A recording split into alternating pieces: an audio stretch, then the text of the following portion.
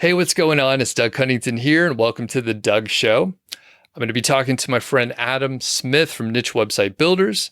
They did some client work, and they built on I don't know if it's an expired domain or a quote age domain, but it's an old domain, and it had some powerful backlinks. And we're going to hear how this site basically came out of nowhere from, I think it was December of 2020.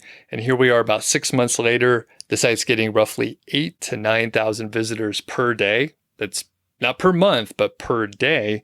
And that roughly equates to 250,000 page views per month in the last 30 days. So Adam, how's it going today? Good, thanks, Doug. I'm really good. How are you?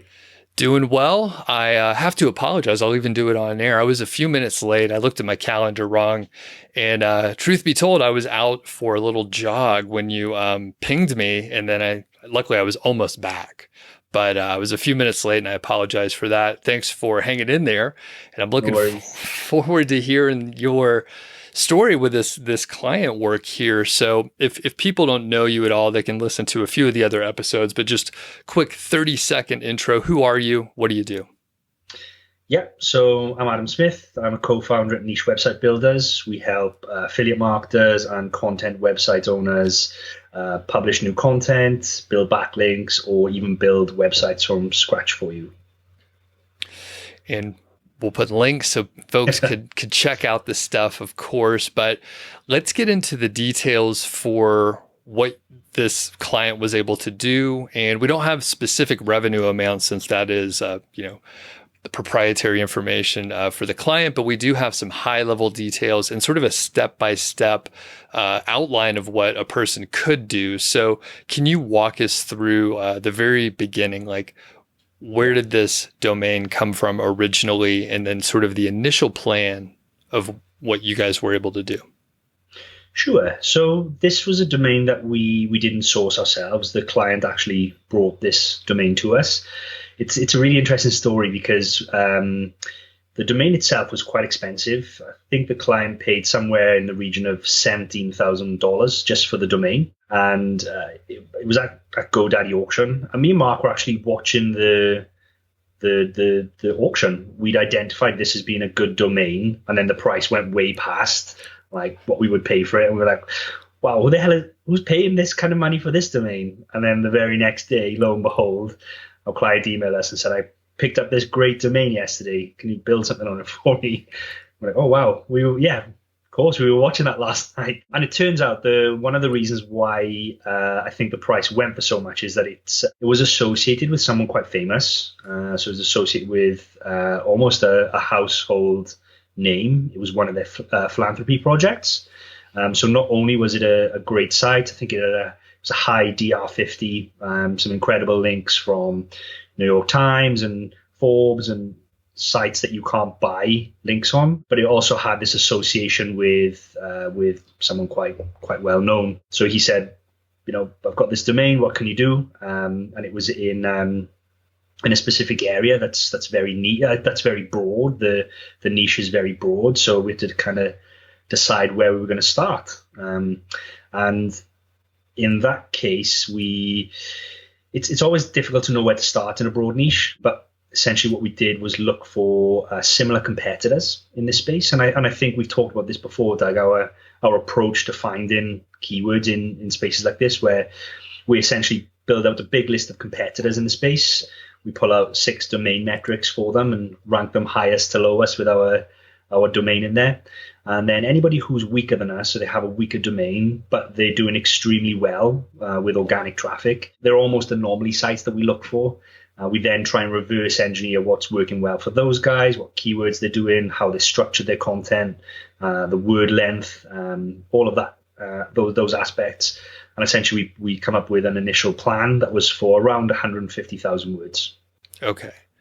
And I guess just to backtrack, you guys have done a few of these. You personally have done some. I know Mark has a couple of these in his sort of portfolio, or at least he's worked on some in the past too. Have you seen any site that has taken off this quickly with that level of traffic? No, No, All right. I've honestly never seen anything like this. In one respect, me and Mark both look back now and we think of that night that we were watching the auction, thinking, who the hell is paying this? And if we could reverse time 6 months, we would have happily have paid that for it. So no, no, I've never. The honest answer is I've never seen anything take off quite so quick. Okay. Where would you expect like an average domain? Maybe you have one that's roughly the same age, maybe Yeah. same amount of content. So after 6 months, what might you expect? Yeah, so with an expired domain, you definitely expect some results quicker than if you were working with a fresh domain. But even at 6 months, even for an expired domain, that's still really new. You would expect a couple of hundred to maybe a couple of thousand visitors per month at this point. So the fact that this is 250,000 is I can't explain it. It's almost ranking for any piece of content you put on there. It's ranking even really broad keywords that have tens of thousands of searches per month. It just ranks for those two. All right. And before we get into some of the more tactical stuff in here and some of the other strategies that you used, was your client pretty experienced? Like they had confidence in spending 17K on such a domain? I mean, you guys even balked at it. I'm thinking, hey, 17,000 is quite a lot for, I mean, you could buy a car, right? You could buy a little used car. So yeah, what experience level did the client have? In all honesty, I don't think it's his first site, but it's certainly one of the first sites. So he's quite hands off in terms of well, I say hands off. He likes to get involved in the strategy aspect of things. So when we do the keyword research, he has a lot of input there on what competitors we should be looking at and targeting and that kind of stuff. But the actual doing, he's quite hands off. We handled everything from all of the schema implementation, pretty much from start to finish, everything from the research to the formatting to the uploading to the publishing to the making of the site. So I don't think he's super experienced. I think his day job, if you want to call it that, pays quite well. I think that he's in the investing space. So I think he just had a lot of capital to deploy and was looking for somewhere to put it. And I don't know. I don't want to say it was a punt because it was an expensive punt on a domain like that. But I think if he had asked most people, 99% of people would have told him not to buy a domain like that because it's just a crazy price essentially for one of your first projects. Right. And the psychological things going on with an auction. I mean, I've overpaid for things on an auction when you just get a little competitive and a little more emotional and less, looking at the stats on paper, so. Me and Mark have this back and forth all the time when we're bidding at auction. And I remember it was only a couple of months back. There was this great domain, and it went up. We always decide like our max bid price before, and it went up to that and then over. And I said, we're just going to go a little bit more. Mark was like, no. And we went a little bit more and then a little bit more. And I ended up having to promise him that if we didn't sell it, then I would personally buy it from the business. So yeah, it's so easy to get caught up. Like we do it all the time, and you can still get caught up. Right. And obviously this is working out pretty well for this person. So far, so good, right? Anything can happen in the future, but we could pick these examples and think, oh, well, it worked out for this person. It's okay if I go too far and pay a little bit more and get caught up in the, I mean, it's exciting and it may actually get you more pumped up to work on the thing, but at the same time, nobody go into debt trying to do this shit. All right. No. Okay. No, so definitely not. So I'm thinking of more of these like overall questions too. So do you know, just ballpark, I realize you may not be able to share this exactly. Do you know how much the person has invested? So 17K on the domain. Do you know how much he's spent with your services? Obviously could have spent on other things too, but I'm just curious how much he's put into it so far. Yeah, so I think with the initial domain and then the other domains that have been redirected in, I think that it's roughly about 25,000 just on domains itself. And I think in terms of content, it's probably close to $40,000 on content. So 40, 50, about 65, $70,000 all in, plus anything else that he's had done separate as well. Okay, so obviously that's a lot of money, $65,000 Yeah.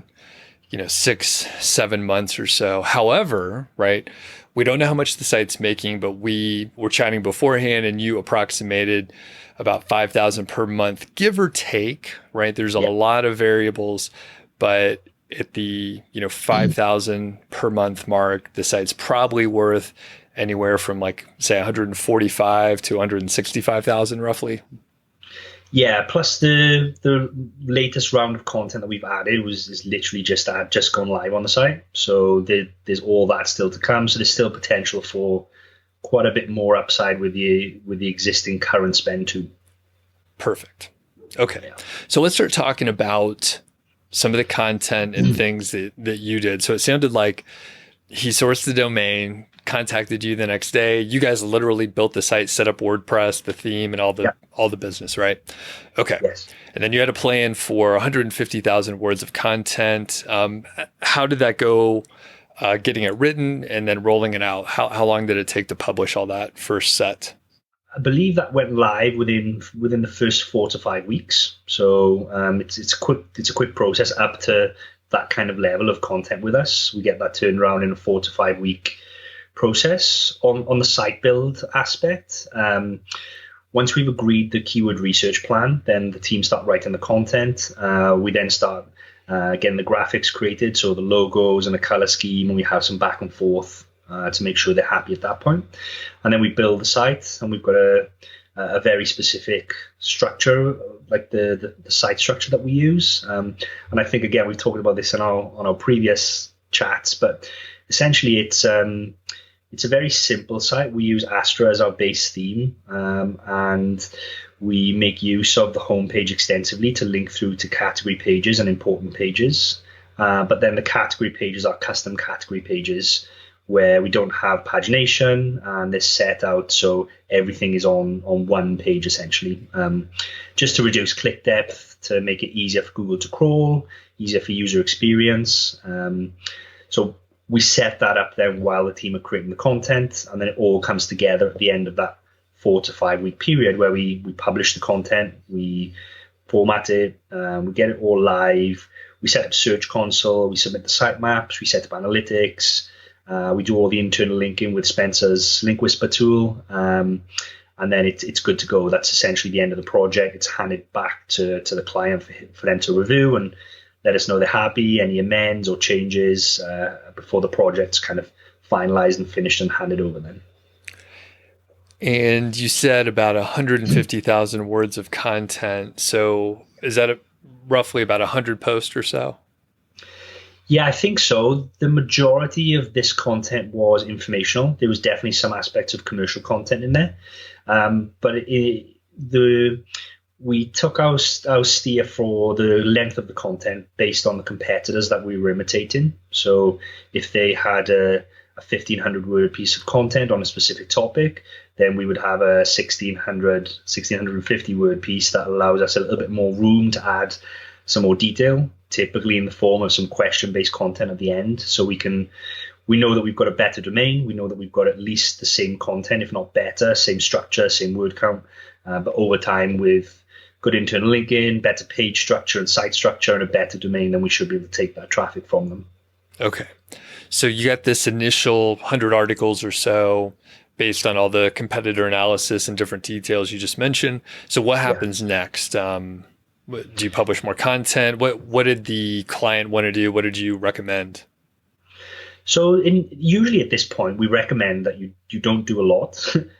So it's a new domain or an expired domain, but it's a new site. You typically want to leave it marinate and age for a little bit to see some traction. You want to see some visitors and analytics. You want to see keywords coming in Ahrefs so you can get an idea that this is working and the domain is taking off. And usually that takes, at least a couple of months. But in this case, it was very, very quick. Literally within the first couple of weeks, there was quite a few visitors in analytics, and the organic keyword graph in Ahrefs just started exploding. And we're like, wow, this is this is good. And then he said, well, if it's good, let's go for it. Let's push it. So I believe at that point we added another 100,000 words of content, working down the same plan that we pulled up initially.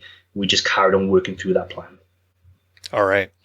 So you mentioned waiting to see what happened. I imagine that's mostly to just hedge the risk of continuing to invest in something that's not working.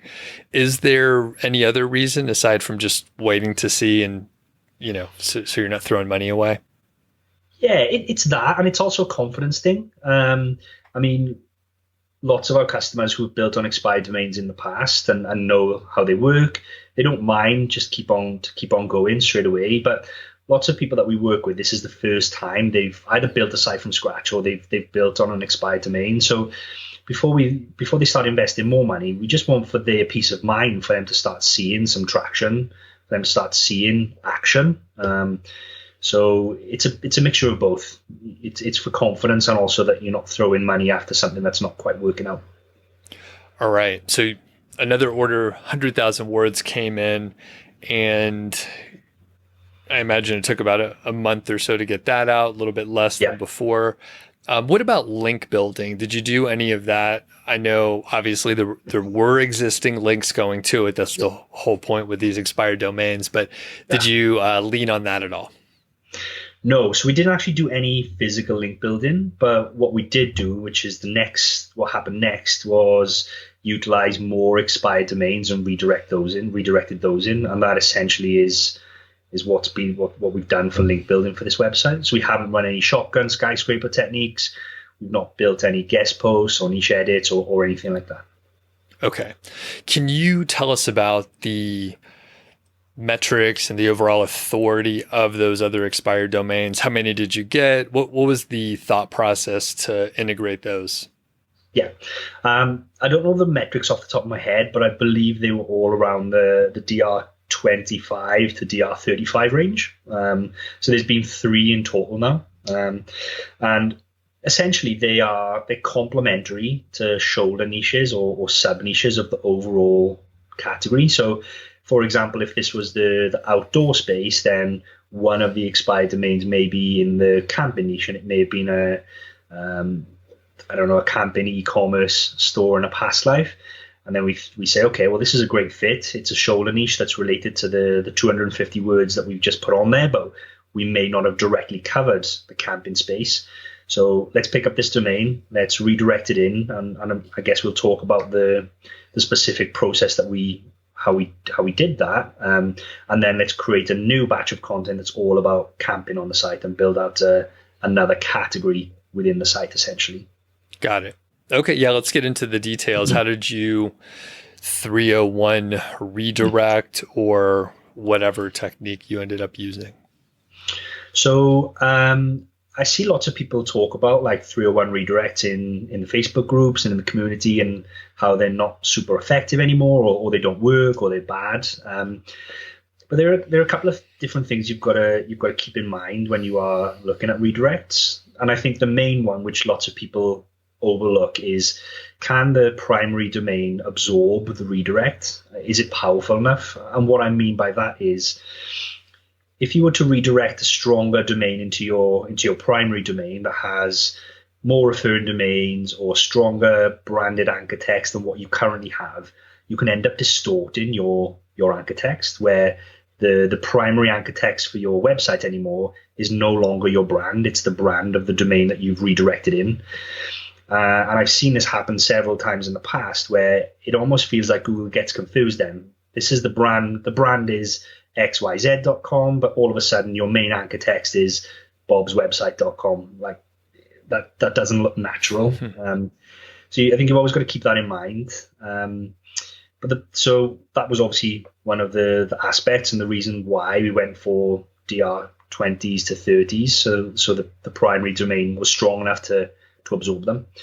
And then rather than just redirect them to the home page, which is one of the strategies I see people talk about, or redirect individual URLs to related posts that are already on the website, we didn't really have any because It's kind of like a subtopic we hadn't covered. We created a shotgun piece of content that was like a 5,000 word guide all about camping, for example, where to go camping, how to camp safely, what you should take, or like a shotgun piece that we would create for our shotgun skyscraper pieces. We set that up as a new page on the website, and then we 301 redirected the whole URL into that page. And then once we created a bunch of camping content, we went back through and internally linked to those pieces from that skyscraper piece. And then put out some press releases to say that our main website was super proud and super excited to have acquired this other brand, this domain, and it's now part of this bigger brand website, and just basically trying to imitate what a real business would do if they were acquiring another business. So they would put out a press release statement. They would create a piece of content on their website that was all about talking about the old website and how it's great for the readers of our original website. So that's the methodology that we took. Got it. And I want to highlight that too, because my reaction probably a couple of years ago would have been 301 redirects are fairly suspect, right? Because this is a thing that SEOs do and marketers tend to abuse things. So it's really easy to find very just horrible examples of this done in a poor way. But let's say Niche Website Builders acquires Niche Site Project. Yeah. You would probably take my content, you would take all that is useful, integrate it however you saw fit, and then redirect things properly. Perhaps you move your content, because I think my domain's stronger than yours, it's older. Yeah. So like Niche Website Builders maybe would move your stuff into my domain and then redirect anything that you had into Niche Site Project. It's an acquisition. Businesses do it all the time. People go out of business, things change, whatever. So it is normal and it is natural. And by putting out the press release, you're leaving sort of a breadcrumb trail. If anyone comes looking, if that site were to be penalized, you could say, oh no, this was a business acquisition. You could see there's press releases out there. So that said, where was the press release from, if you happen to know what service? I believe it's from web20ranker.com. Okay. Very good. And you recommended them. I've looked at some of the services they have, and I think they have some services I wouldn't use, but they also have some viable ones that make sense if you know what you're looking for, just like a press release. Yeah. Okay, great. So the other domains, there were 3 additional expired domains acquired. So those 3 domains were essentially the same process as that first one, where there are subtopics of the overall niche or sub-niches of the overall broad niche. We essentially just started the whole process again. We started the keyword research process again of finding weak competitors within those subtopics, and then looked to imitate their best performing content in terms of word length, structure, titles, H tags, all that, until essentially we had a brand new category on the website that then covered that topic essentially. Okay. And for each of those, you had the shotgun piece, and then you're able to link out to essentially all the pieces of content from that skyscraper piece, right? Yes, that's it. Okay. And you're almost treating that as like a new mini homepage, if you will. Yes. All right. Very cool. How much time elapsed between these, 3 other expired domains? Were you nervous at all to have several of these happen in a, short amount of time? Yeah. Yes, it is the honest answer. But usually you people don't redirect or use this 301 domain strategy with the correct domain. If you think about what this domain used to be, it used to be a public-facing project headed up by someone who's a household name, essentially, that was a brand in itself and had press coverage across pretty much every major news outlet. So when they started, it just made sense from a looking natural perspective that they would then go on to acquire related businesses, in this case, content businesses, and build content around them. So, I mean, it's yet to be seen if this is a long-term strategy, and who knows where this site will be in another 2-3 years. But I mean, it's worked extremely well so far, and you see this happening all the time with bigger websites. I mean, I see it all. There's tons of examples. I could probably send you some after the call of other big content websites acquiring smaller sites and merging them in, and even just acquiring domains and merging them in. I've seen that when we've been looking at expired domains to purchase. I'm like, oh, this has been 301 redirected to this website for the last 2 years, and this website is like a household name website. What were they doing with that? And then you have a look where it was redirected to, and they just had a page which said, we've acquired this brand and this is going to be great for our audience. It's the exact same strategy and kind of what we've done here. Yep. And just another example that people can go look at is Neil Patel purchased Ubersuggest, and it had a lot of links pointing to it. And then if you go look at his backlink profile, you can see when he acquired Ubersuggest, because neilpatel.com ended up getting whatever, tens of thousands of links or whatever it was. Huge boost. So, all right. So these 3 other domains are added. What happens with the content? So you mentioned you found more and more keywords. How much content did you add after these 3 acquisitions? So for each domain, we added around 100,000 words. So there's another 300,000 words added then. All right. So what the total sort of word count and a number of articles, do you have like a ballpark on that? It's about 550-ish thousand words, maybe a little bit more. And it's about 400 posts, I believe, there or abouts. Okay. Which obviously that's a lot in a short amount of time, and this individual invested a lot, but I know just with my interactions, there are a lot of people who are publishing a whole lot of content in short amount of time these days. So it's not really that crazy. I mean, the crazy part is the initial domain that was $17,000 via an auction. So pretty big deal. Well, any other details around the content strategy and rolling all these expired domains into one super domain? Not in terms of like technical, how it was done. I mean, it's pretty straightforward how it was done. There's no secret or magic. Kind of literally what we've just gone through is exactly what we've done. But I do think a big chunk of this site's success is to do with its original domain. One question that we get asked a lot, and this is probably a great example of a site that's of why we recommend this, is when you make a new website, should you publish all of the content as quickly as you can, or should you schedule it to go out over a 6-month period, or a couple of weeks, or whatever that looks like? And I mean, there's different schools of thought on that. Our school of thought is time is a ranking factor, so publish it as quickly as you can, especially if you go into to be doing follow-on rounds of content. So yeah, I guess our takeaway is, if you see traction early and you've got the budget, then you can go aggressive and publish content as quickly as you can. Essentially, there's only 2 things there's only 2 ingredients to grow in a website, and that's good content after good, based on good keyword research and good quality links. And typically with a good expired domain, you've already crossed out one of those in the short to medium term. So it's just a case of how much content can you push out as quickly as you can, typically. Well said. Is there a sort of cap on how much content you think this person will be able to publish in this niche, or is it sort of one of those that's nearly unlimited?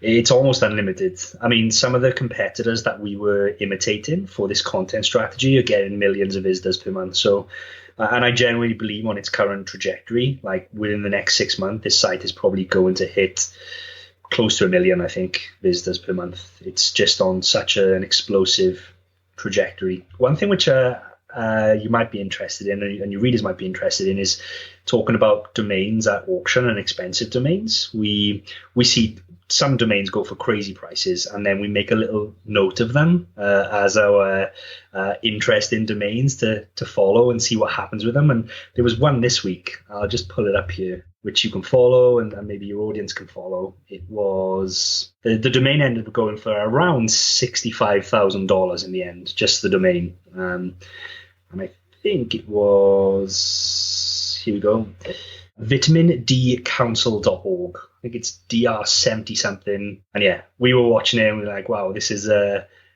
probably going to go for like $25,000, and then the ending price was 65 something maybe. So that's on our interest in domain lists to follow, and maybe people who are interested can have a little look in a couple of months to see what whoever bought that, what they do with it, and how that takes off too. Amazing. And you know what? I've never purchased a domain from GoDaddy auctions or anything. Is that where you were watching this one? Yes, that's it.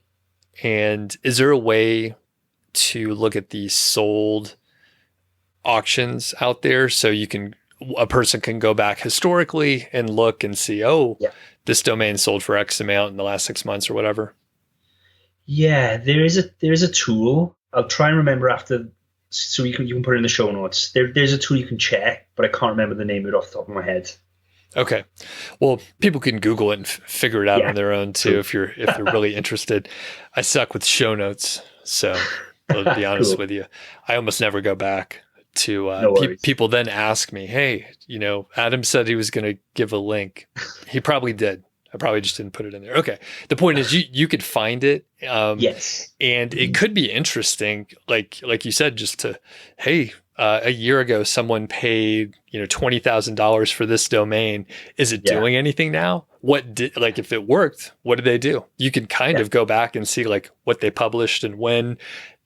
I mean, there's no way that they can remove all the breadcrumb trail and like what they did. Like you can go back and see how much they published and when, and the backlinks, if they 301 redirect other domains and stuff, like you can monitor all that stuff with the right tools. So hence our domain list. Our list of interest in domains is getting quite long now, and like it'll be interesting to go back, like you say, in 12 months and see what happened, who bought them, what they've done with them. Yeah. Very crazy. Okay.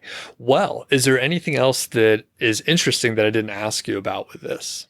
Mainly just around monetization, maybe. So this site is predominantly like 95% informational content. So during that first round of initial content, the first 150,000 words, we did add some commercial content. And even though it did start to rank, it definitely didn't rank as well as the informational content. So we just concentrated there. But that was interesting to me, because you think with a great domain like that, you would be able to rank for both commercial and informational keywords. But it just keeps bringing us back to this point, and the way that we are changing up our thinking on content sites, essentially, to move more towards just pure informational based sites these days, rather than product based, especially Amazon product based. And I just thought that was interesting. Like, even with a crazy powerful domain that was blowing everything out of the water on the informational side, it still seemed to struggle a bit on the commercial content. And I don't know whether that was to do with the content, the keywords being more competitive, or if it was to do with the relevance thing. I mean, the website wasn't a commercial website in the past. It was a philanthropy informational project. So I don't know the answer to it, but I just thought it was an interesting observation. Right. And I've seen that trend as well. And there's a lot more keywords that are just informational versus the product keywords that we all used to just go after. You don't have to have as many visitors to earn the same amount of money. And I was talking to Shauna Newman not too long ago, and she is doing a pure informational site, something she usually doesn't do. And she has gotten a lot more traffic than she would expect with her normal model of building sites. However, her earnings are, a fraction of what they would be, something like 20, 25% of what she would normally expect her site to do. in the Yeah. same amount of time. Way more traffic, but way less money. So it's an It's in- interesting thing because, I mean, it's spreading the risk in some ways, and we don't yeah. know what's going to happen in the future with commission rates, for example, and that sort of thing. Yeah. So, all It's right. interesting you mentioned that because we actually did some analysis of our own personal websites recently, which showed the difference between that because we're very data driven. We wanted to see that. So our typical RPM from a best of Amazon guide was between $60 and $80 RPM rate. And then typically an informational piece of content is between 15 and 25. So yeah, it's like a third essentially of the RPM rate. But what was also interesting is our average best of guides tended to be around 2,500 words, whereas our average informational piece of content tended to be about 1,000 words. So when you break it down like that and you double it, then the RPM for the same amount of content is not a massive amount of difference. But the difference being the competition level is way lower on the informational side, so you can rank those keywords a lot easier. You may need slightly more in terms of word count, but the end result typically over a longer period of time is better with the display ads these days. And further, so awesome point. A lot of times it's less research and it's easier to write the informational content. Yeah. So you don't have to look for the specific products. You don't have to tell the writer doesn't have to find them. They're just writing an essay, right? They're writing an essay on some topic. So not only, I never thought of the length of the content, but then you put in the fact that it is maybe a little bit easier to write, less research intensive, and then you end up with it's a little bit closer than you would expect. Now, for me, right, people still buy stuff on Amazon, and I think a blend, you have a digital product, affiliate programs, Amazon, people buy stuff there, even if you don't put any links, they're going to end up at Amazon somehow. And then, of course, a ton of informational topics. So I think a blend is probably the best way. But if you were, more rigid and you just wanted to do informational, I think you'd probably be in a pretty good spot. So, Yeah, all right. for sure. Cool. Anything else, Adam?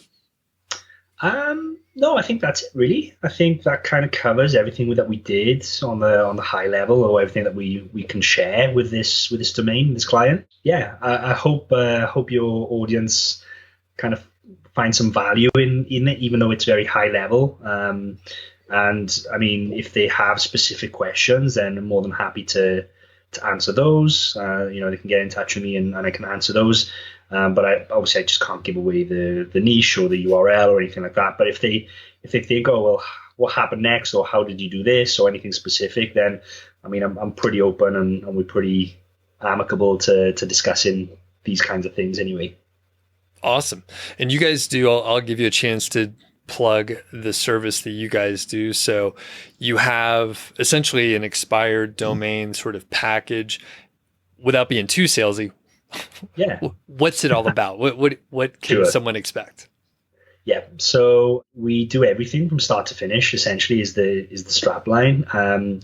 We find the domains, so we source the domains, we vet them. We have a very strict 8-step process of vetting. We actually have a podcast on, and we share this, like we share what our 8-step process is. So you can go and listen to what our 8-step process is on our podcast. And once we've sourced the domain, we would then do everything we've just talked about, essentially. So the keyword research, the logo, the graphics, the building of the site, publishing of the content, setting up Search Console, analytics, submitting the sitemaps, doing all the internal linking, essentially everything that we would do for one of our own personal websites as the package, and then it's ready to hand over to you as a finished product. Okay. Well, and I'll press you on it a little bit. So why not keep those yourself? If this works so well, why are you selling them? We do, is the honest answer. I think we spoke prior. So I spent all of almost 2020 building an expired domain every single month for my own personal portfolio. So I built one every month. So the honest fact is there's just too many out there for us to build our own. I mean, when we started the company predominantly to build a team for mine and Mark's own personal portfolio, and we very quickly realized that we'd hit on something that other people would be interested in the service. And there's just too much out there for us to keep it all for ourselves. And if we did that, we wouldn't have an agency. So it's a mixture of both. We do both. Right. Okay. And I was going to say, I can relate because this hasn't happened in a while, but occasionally people they would pitch me and they'd want to partner with me and say, hey, you have like the framework. I'll do a lot of work and blah. They try to get me to sign an NDA and some other stuff. And I'm like, I'm not going to sign an NDA. I'm too busy. I'm not going to take your idea. Like, go do your idea. It's fine. There's plenty of ideas. Not going to take it. In the other part, like, I didn't know who the people were. So I'm not going to sign an NDA for some random person. And then they'd say, oh, you can't compete in any of these niches because you signed the NDA, which is nonsense, right? So I never signed an NDA for anything like that. That said, there's tons of opportunity, and that makes sense, Adam, why, you built 12 sites. It's a lot to manage. You guys are running the agency. There's plenty out there for everyone, I think. So, all right. I think that's it from me. Any other thoughts, Adam, before we wrap it? No, I think that's it. I mean, like I say, if people want to ask specific questions or they want to learn more, then they can get in touch with us on our website. We've got a little Facebook chat on there, so that goes directly to Mark, or you can email me directly on team@nichewebsite.builders, and that comes straight to me. So I'll come back to you there. All right. Awesome. Always good to catch up. Appreciate it, Adam. Thanks, Doug. Appreciate your time.